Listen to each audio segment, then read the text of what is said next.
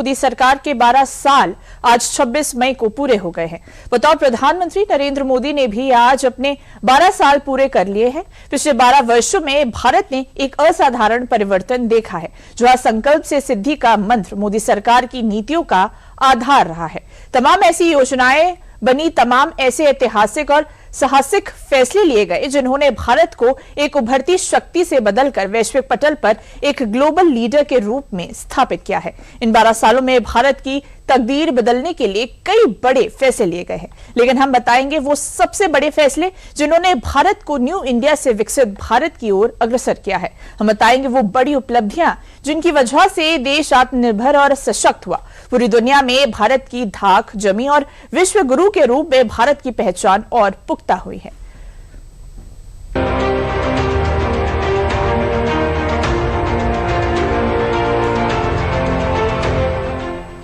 उन्नीस भारत ने राजनीतिक स्वतंत्रता प्राप्त कर ली, लेकिन मानसिक पराधीनता की परछाइयां लंबे समय तक बनी रहीं।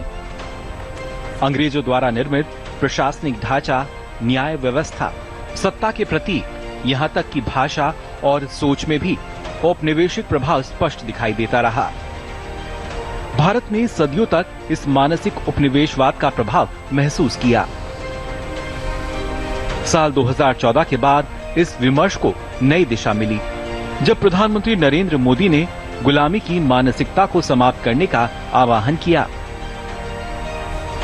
प्रधानमंत्री नरेंद्र मोदी ने बार बार ये कहा कि भारत को अपनी जड़ों, अपनी सभ्यता और अपने गौरवशाली इतिहास से पुनः जुड़ना होगा। यहीं से शुरू हुआ राष्ट्रीय स्मृतियों, प्रतीकों और सांस्कृतिक धरोहरों को नए दृष्टिकोण से पुनर्स्थापित करने का प्रयास। सोमनाथ से लेकर काशी तक भारत के प्राचीन आध्यात्मिक और सांस्कृतिक केंद्रों के पुनरुद्धार को प्राथमिकता दी गई। काशी विश्वनाथ धाम कॉरिडोर, महाकाल लोक और अयोध्या में श्री राम जन्मभूमि मंदिर, इन प्रयासों को केवल धार्मिक पुनर्जागरण नहीं बल्कि सांस्कृतिक आत्मविश्वास के पुनरुत्थान के रूप में भी देखा गया। नई पीढ़ियां अपने इतिहास, अपनी आस्था और अपने सांस्कृतिक मूल्यों से जुड़ती है। हमारी सांस्कृतिक निरंतरता की बहुत बड़ी भूमिका है। आधुनिकता हो या विरासत हो, भारत में इसे कोई अलग नहीं कर सकता।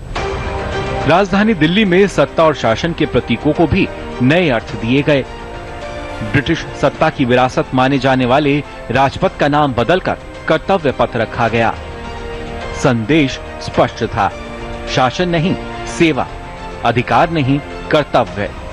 इसी मार्ग पर स्थित वह छतरी जहां कभी ब्रिटिश सम्राट जॉर्ज पंचम की प्रतिमा हुआ करती थी, आज वहां नेताजी सुभाष चंद्र बोस की भव्य प्रतिमा राष्ट्र के आत्मसम्मान और स्वाभिमान का प्रतीक बन खड़ी है।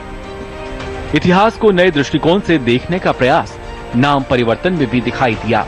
प्रधानमंत्री आवास, रेस कोर्स रोड लोक कल्याण मार्ग बना तो देश के राजभवनों को लोक भवनों में बदला गया। अंडमान निकोबार में रॉस द्वीप नेताजी सुभाष चंद्र बोस द्वीप बना तो हैवलॉक द्वीप को स्वराज द्वीप कहा जाने लगा। ये परिवर्तन केवल नामों के नहीं थे, बल्कि राष्ट्रीय स्मृतियों को पुनर्भाषित करने का प्रयास माने गए, ताकि प्रेरणा के स्रोत भारतीय अस्मिता और स्वतंत्रता के नायकों से जुड़े रहें। विभाजन की त्रासदी को राष्ट्रीय स्मृति में जीवित रखने के लिए विभाजन विभीषिका स्मृति दिवस मनाने की घोषणा की गई, ताकि आने वाली पीढ़ियां स्वतंत्रता की कीमत और विस्थापन की वेदना को समझ सकें। वहीं गुरु गोविंद सिंह जी के साहिबजादों के अद्वितीय बलिदानों को राष्ट्रीय चेतना में स्थापित करने के लिए वीर बाल दिवस की शुरुआत हुई, जो साहस, धर्म और राष्ट्र निष्ठा की अमर परंपरा का स्मरण कराता है। सिर्फ प्रतीक ही नहीं, सेना और राष्ट्रीय समारोह में भी भारतीयता की झलक और अधिक स्पष्ट हुई। भारतीय नौसेना के ध्वज से औपनिवेशिक सेंट जॉर्ज क्रॉस को हटाकर छत्रपति शिवाजी महाराज की समुद्री विरासत से प्रेरित प्रतीक को अपनाया गया। न्याय व्यवस्था में भी परिवर्तन की एक व्यापक तस्वीर सामने आई। दशकों तक औपनिवेशिक कानूनों के आधार पर चलने वाले भारत ने आपराधिक न्याय प्रणाली में आमूलचूल बदलाव किए।